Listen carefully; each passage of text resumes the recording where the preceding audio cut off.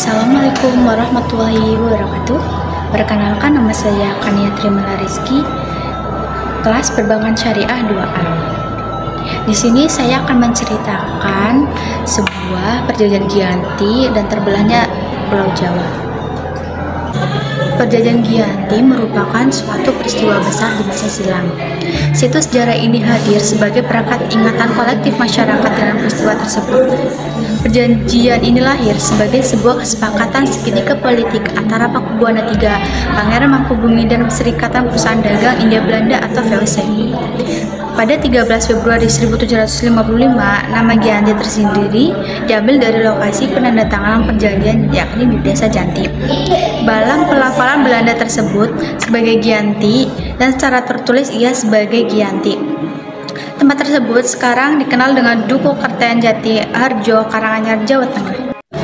Di masa silam, perjanjian Giyanti ini dibuat dalam rangka meredam api konflik yang telah terjadi berlarut-larut. Pasca perpindahan Keraton Kartasura ke Surakarta, api dari peristiwa geger pecinan ternyata belum mati tepat di sumbunya. Ketika itu, Mangkubumi yang membantu Pakubuwana II dalam meredakan api konflik mendapatkan hadiah berupa sebidang tanah dari Pakubuwana II. Namun, luas tanah yang diberikan menimbulkan kecemburuan.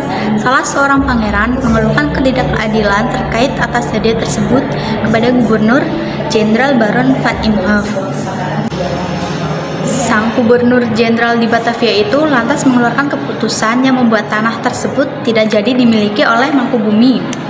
Perlawanan ini mendorong Gubernur VOC untuk Jawa Utara, Nicholas Harting, mengambil sikap untuk menyelamatkan daerah operasionalnya secara tertutup.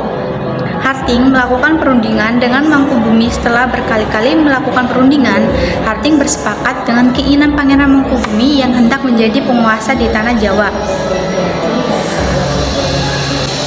Pada 23 September 1754, nota kesepahaman antara VOC dan Mangkubumi terlaksana, dan nota tersebut disampaikan kepada Pakubuwana III, sang pengganti Pakubuwana II. Nota tersebut menyatakan bahwa Pangeran Mangkubumi mendapatkan wilayahnya. Pada 4 November 1754, Pakubuwana III menyatakan persetujuannya terhadap hasil perundingan Gubernur Jawa Utara dengan Mangkubumi tersebut. Surat pernyataan itu disampaikan oleh Pakubuwana III kepada Gubernur Jenderal VOC atau Jacob Mosel. Kesepakatan ini mendorong terjadinya sebuah perjanjian besar yang ditandatangani di Desa Giyanti beberapa kilometer di sebelah timur Surakarta. Penandatanganan perjanjian Giyanti ini menjadi pangkal dari terbelahnya tanah Jawa menjadi dua bagian atau yang dikenal dengan istilah Palihan Nagari. Hal ini menjadi awal mula naik tahtaannya Mangkubumi di Yogyakarta sebagai Sri Sultan Hamengkubuwana I dengan gelar Senopati Ingalonggo Sayyidin Panotogomo Halifatullah. Sejak ditandatangani perjanjian tersebut pada 13 Februari 1755.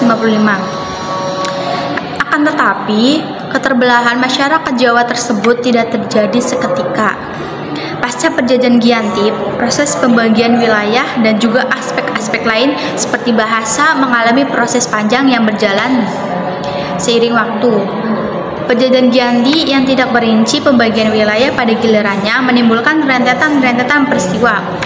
Sementara itu, pasca perjanjian Giyanti, Raden Mas Said atau Pangeran Sambernyawa yang dahulu membantu Mangkubumi masih terus melakukan pemberontakan. Seperti halnya Mangkubumi, Pangeran Sambernyawa juga merupakan terah Pakubuwana turut menuntut hak sebagai penguasa wilayah. Dalam gerakannya, pada Oktober 1755, Pangeran Sambernyawa berhasil mengalahkan satu kelompok pasukan VOC. Kemudian pada Februari 1756, ia juga hampir membakar keraton yang baru didirikan di Yogyakarta. Setelah perang tahun, VOC akhirnya menyudahinya dengan penandatanganan perjanjian Salatiga pada 1757.